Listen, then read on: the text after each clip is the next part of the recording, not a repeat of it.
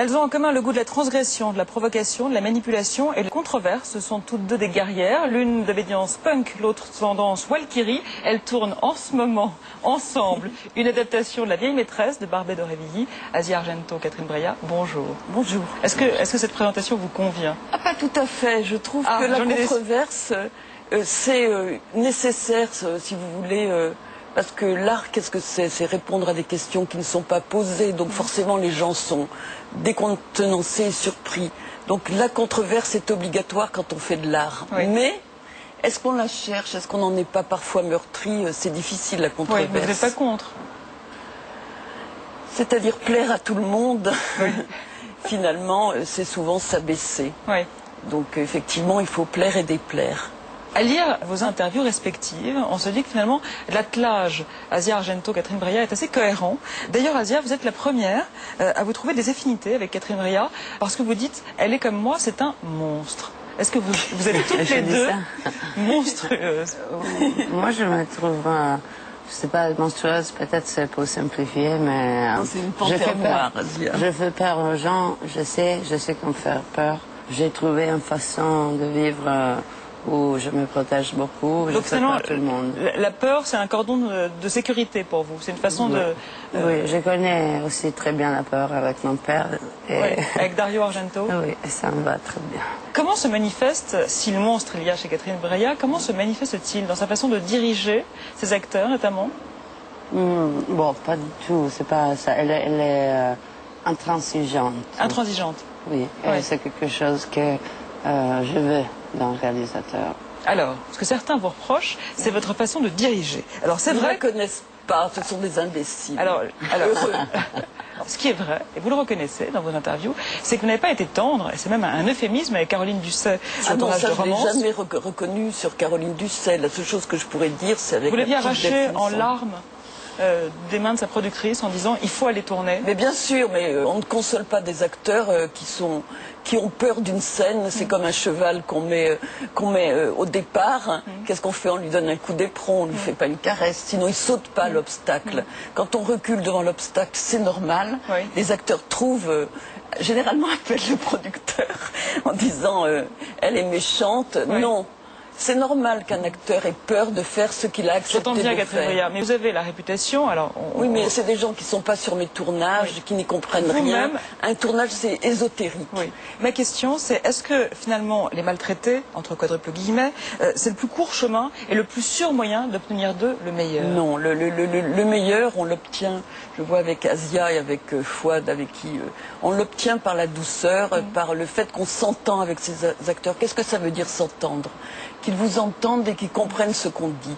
Mais il y en a qui Vous n'avez pas toujours dit ça. Vous n'avez pas toujours dit ça. Ah ben si, j'ai toujours dit ça, c'est mal répété. Je ne l'ai jamais dit moi-même et c'est mal répété. Mais un acteur qui ne vous entend pas et qui pense qui cherche l'affrontement, parce que dans le fond, il est incapable de faire ce qu'on lui demande et il cherche à ce qu'on le force. Ça existe aussi. À ce moment-là, il déclenche les hostilités. Qu'est-ce que vous dites d'un acteur qui menace de me casser la figure? Ça existe. Mais donc il y a du conflit. Eh bien, qu'est-ce que je fais? Je reste. Est-ce que ça s'appelle le maltraiter que rester en lui disant je m'en fous, tu peux me casser la figure, je recule pas d'un pas. Mais ça, tu vas le faire. Comment est-elle comme metteur en scène, Catherine Breillat? Alors, il faut dire un truc, parce que c'est vrai que comme un acteur, c'est une hiérarchie du cinéma. Une hiérarchie. C'est pas du communisme. Oui. Je me sens un peu comme un geisha avec le réalisateur. Je veux faire son film, pas mon film. Oui. Mon film, je fais autre part. On va en parler de votre film. En même temps, Asia, si vous l'affrontez frontalement, on est sûr de ne rien obtenir. Oui, elle a besoin de douceur, Asia Argento. Oui, oui. Parce que vous avez demandé à certaines de vos actrices, Caroline Dusset, Mira Casar, entre autres, des choses parfois qui sont allées très loin. Mais bien sûr. Oui. Mais c'était écrit sur le papier que ça allait très loin. Il y a un contrat de film aussi, c'est que c'est écrit sur le papier ce qu'elles doivent faire. Après, ça peut être très difficile de le faire. Oui. Mais elles ont accepté. Oui. Mais toi, tu as aussi une façon d'écrire très poétique. Et alors, c'est comme la Bible, tu peux interpréter tout. Oui. Alors, en tout cas, quoi qu'il en soit, vous êtes montrée très conciliante, Catherine Breillat, puisque vous nous avez ouvert les portes de votre tournage, l'occasion pour nous d'enquêter et de percer le mystère, le fameux mystère d'Asia Argento. C'est un sujet d'Olivier Trier. C'est parti. Mystère. Il a tué ma mère, il a tué ma sœur, mais il ne m'a jamais tué. Alors? Soyons clairs, Asia Argento est bien en train de parler de fiction et cet homme qui tarde à la trucider pour de faux, c'est son père, Dario Argento, le maestro du film d'horreur à l'italienne, un maestro dont Asia a été l'égérie dans 3 films. À la ville comme à l'écran, il paraîtrait que la ptiote a hérité de papa son talent naturel pour faire flipper les gens. Elle adore faire peur aux gens. C'est une panthère. Elle s'en amuse comme un chat qui s'amuserait avec une souris. Une panthère, on croit toujours qu'on pourrait la caresser et on peut très vite y laisser un bras. Elle peut faire peur, je pense, aux gens qui sont pas en phase avec eux-mêmes, qui sont pas centrés. Donc elle est flippante pour les gens flippés. Flippante pour certains, séduisante pour beaucoup d'autres, ces derniers temps, les réalisateurs s'arrachent Asia Argento, de Tony Gatliff à Sofia Coppola. En passant par Catherine Breillat, la dernière cinéaste en date tombée sous le charme. Mais c'est en fait toute l'équipe de son dernier film, La vieille maîtresse, que Asia a su se mettre dans la poche. Moi, j'ai sincèrement essayé de t'aimer. Tu crois que tu m'as facilité les choses? Elle n'a pas le charme de la beauté, elle a plus que ça, quoi. Ah, elle a un charme fou, elle a un charme animal, un seul regard et elle plonge jusqu'au fond. On a l'impression qu'elle lit vos pensées. C'est une gitane, pour moi c'est une liseuse de bonne aventure, c'est une Esmeralda. Elle est très impétueuse et elle a une vraie personnalité. Et oui, c'est pas parce qu'elle les séduit tous que Asia est juste une gentille fille toute simple. Au contraire, elle a son caractère plutôt indomptable et surtout entier. D'ailleurs, passée à la réalisation en 2000 avec Scarlett Diva, son premier film, c'était pour elle une question de vie ou de mort.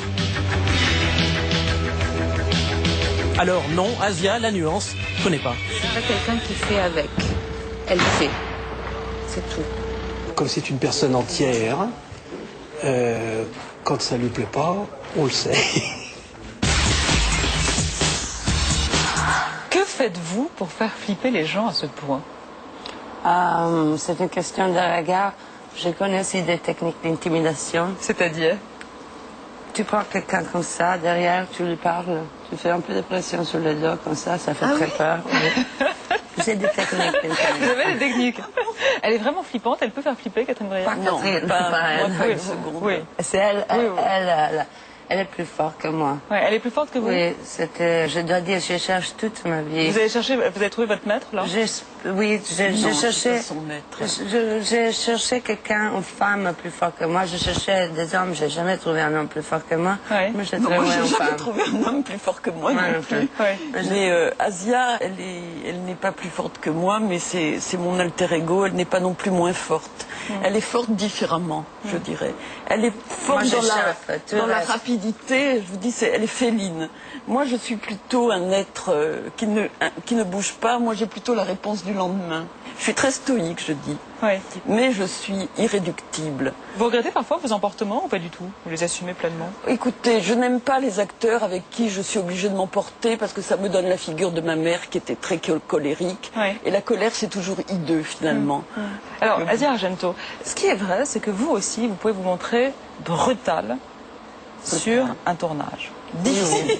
Sur le tournage du livre de Jérémie, votre deuxième film, vous étiez devenu, dites-vous, un monstre. Vous disiez, je ne pensais jamais que je ferais subir des trucs pareils, et pourtant je l'ai fait.